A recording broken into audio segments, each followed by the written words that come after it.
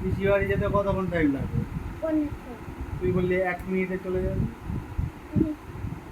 ঠিক আছে চলো মাসে হনুমান মন্দিরে চলো। হনুমান মন্দিরে যাবি?